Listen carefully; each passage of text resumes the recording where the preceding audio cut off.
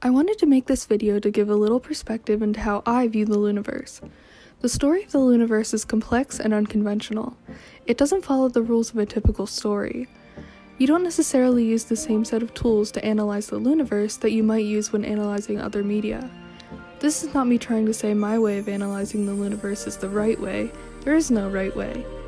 Every person who watches Luna's content for lore can end up at a different outcome using a different method to get there, and that's all completely valid. This video is about how I think the LOONAverse functions as a story, and what I think it takes to develop a strong theory. The backbone of my analysis process is based on what we see on the screen and what we see in text like descriptions of music videos. Personally, I don't like to use things like the girl's symbolic colors, numbers, or animals to be the backbone of my theory. Rather, I use them to enrich the story and to connect events when possible, like how I talk about the symbolism of the number 2 for Hyunjin in my why not analysis. I think these things are applied in a more communicative way, or more as purely symbols to represent motivation or the girl's thoughts. For example, when Eve plays the crane game in New, we can see Odd Eye Circle's colors as she presses the buttons. This could represent that they were in her mind as a motivation to play. Maybe she was playing the game because it would help her find them, or maybe she was following their instructions to play it. The LOONAverse is a story as detailed as a book, but the platform of music videos and other small clips limits the detail that the writers have access to. Like when a book gets turned into a movie, you can feel the absence of things like the characters' thoughts, feelings, inner dialogue, and their own personal perception of the events that are going on. Instead, in the movie, events sometimes have to be changed or dialogue has to be inserted to show the characters' motivations more clearly to the audience. The LOONAverse rarely even has dialogue to move its plot along. Every detail given has to be visual, but they still want to show you all the inner workings of each character to the level of a book. This is why sometimes events in the LOONAverse are presented to us multiple times. For instance, how we can see events in common in New, Heart Attack, One and Only, and Egoist with Love Forever. Each girl's solo music videos from their own perspective, and then Love Forever could be seen as a story from a third-person point of view. This is also why, despite all the overlap between these videos that tell the same events, Love Forever is the most objective and has the least amount of visual metaphor. In Love Forever, we can see how Chu sticks closely to Eve and how she willingly follows her into the woods. But that's it. In Heart Attack, Chu's actions are contextualized by using visual clues to show us her inner feelings. The bright colors and cartoonish symbols tell of her excitement to be with her. She takes photos and copies her out of admiration and becomes frustrated when she doesn't accept her symbols of affection. Chronologically, Heart Attack comes before Love Forever, so you're supposed to go in knowing this information about Chu and Eve's dynamic, but imagine watching Love Forever first. Even though Love Forever is the closest representation of what literally happened, it is lacking in its portrayal of the events because of the absence of these visual metaphors. Love Forever is a bit of an outlier in the canon of the LOONAverse though. Most of Luna's music videos have a mix of both symbolic and literal scenes. The writers fill the scenes with symbolism to fill in the gaps about how the characters are feeling. Sometimes the same event is repeated through different lenses to get a greater scope of how it affected different characters in different ways. A large point of contention between theories comes from deciding what parts are symbolic and what parts are literal. One downside of using both symbolic and literal scenes is it gets hard to tell what rules the LOONAverse follows. A rule in a fictional universe is any canon piece of information that gives exposition about the setting. A rule could define the limitations of using magic, how the government is organized, or explain the beliefs of a fictional religion. Making sure the audience understands the rules of a fictional universe is integral in telling a story, and the more rules there are, the richer the universe becomes. The LOONAverse's appeal isn't its detailed settings or carefully woven story, though. Its appeal is that it leaves most of the world building for the audience to piece together. The LOONAverse has a handful of established rules like this, such as the 3 worlds and the Mobius strip, but the rest is just vaguely gestured at. It doesn't put a limit on what can happen in the LOONAverse. So if something appears magical or otherworldly, it can be hard to distinguish between the event being symbolic or literal.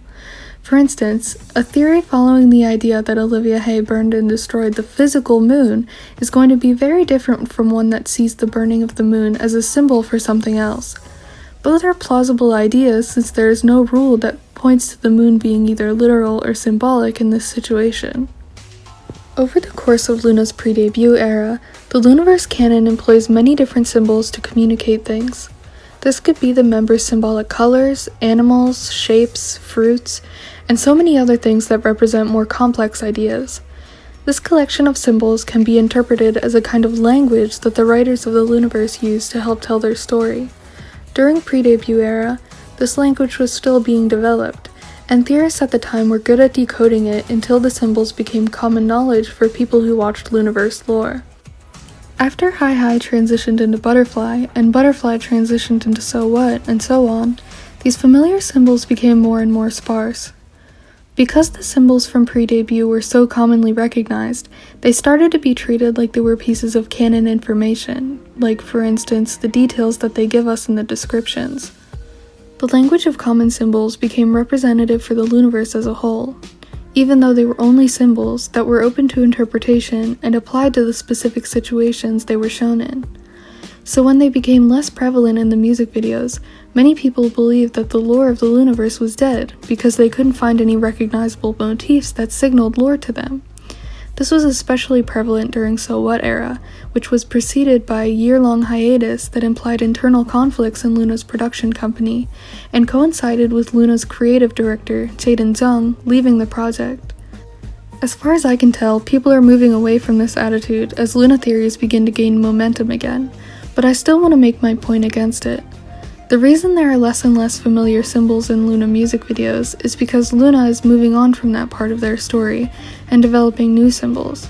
It takes time to develop a new set of symbols that are as easily recognizable and concentrated as pre-debut, so this could be why the newer videos feel watered down to some people.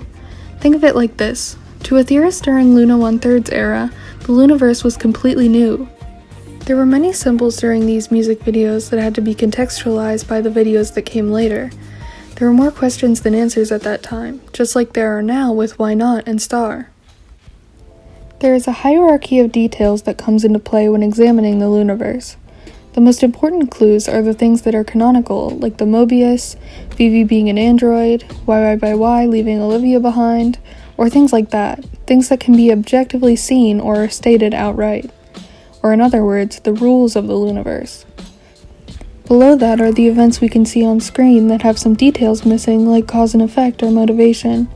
For example, the events of Let Me In are clear as a self-contained story, but we don't know why she comes to Iceland, why she collects the diamonds, and things like that.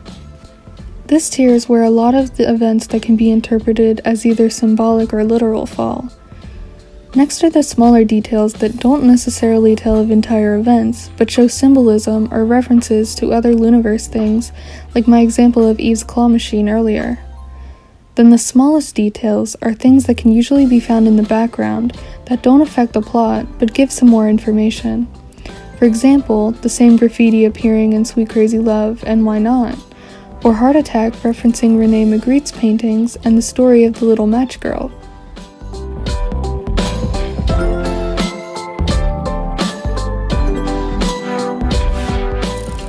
There isn't really an order of operations in forming a Luna theory. It can start from the smallest detail, like this chair moving between shots, which is how I started my theory about Kiss Later. Or it can start by trying to explain large, objective events like why Vivi has an odd eye. One thing I stress when forming my theories, though, is that the events in the top category are more important than the events in the bottom category. What I mean by this is that if a theory contradicts a detail that falls toward the bottom, it doesn't really put a damper on the believability of the theory, but if a theory contradicts an event that falls towards the top, depending on the event, can debunk it immediately. A strong LOONAverse theory spans the entire chart. Every theory can potentially be debunked, but the more details you use and the more diverse they are, the harder it becomes. If you want to start making theories for yourself, the biggest advice I can give you is to do your own research. The easiest way to start making theories of your own is to make yourself familiar with as much Luna content as possible. This sounds like a big task for a beginner, but the more knowledge you have, the easier it is to make connections and turn those connections into theories. And it's not as hard as it sounds. If you've been in orbit for a little while now, you might have more knowledge of Luna than you think. Here are some ways I suggest getting to know Luna's videos.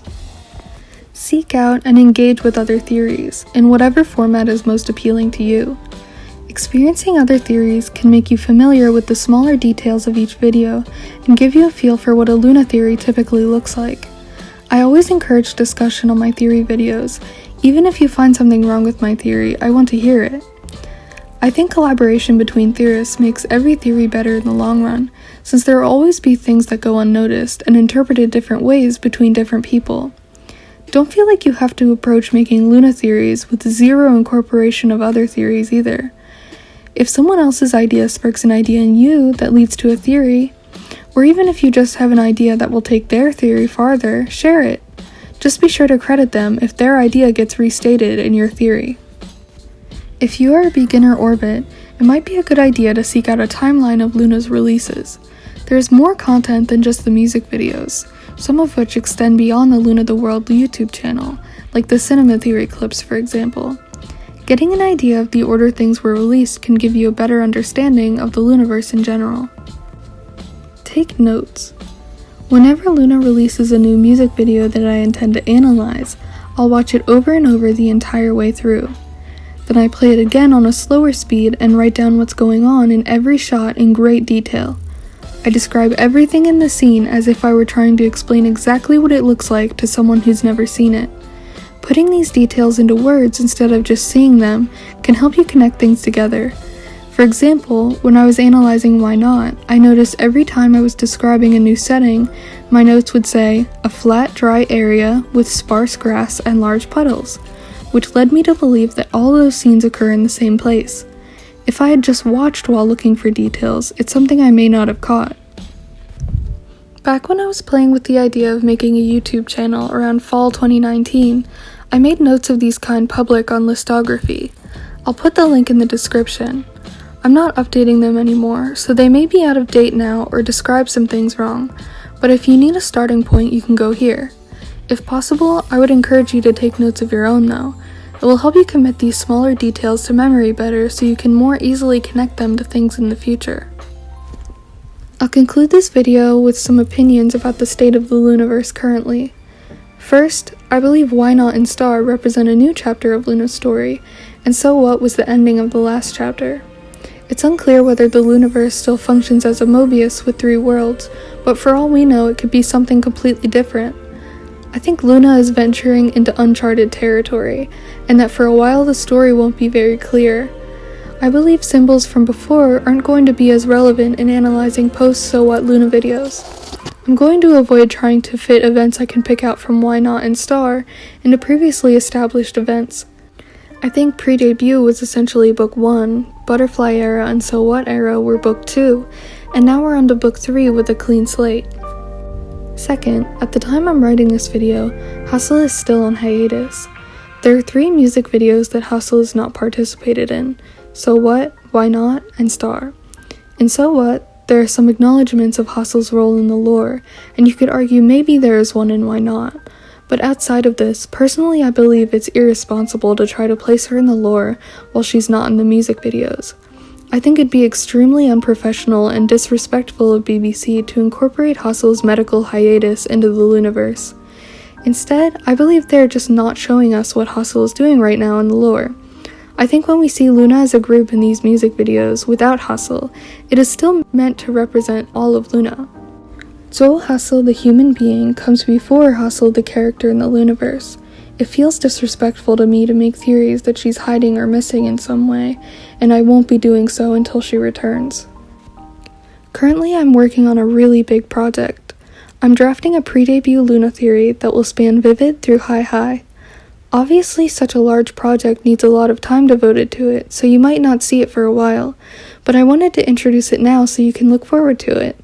If this is something you'd be interested in seeing, or you like the videos I've made so far, consider hitting the subscribe button and following me on Twitter for updates. Thanks!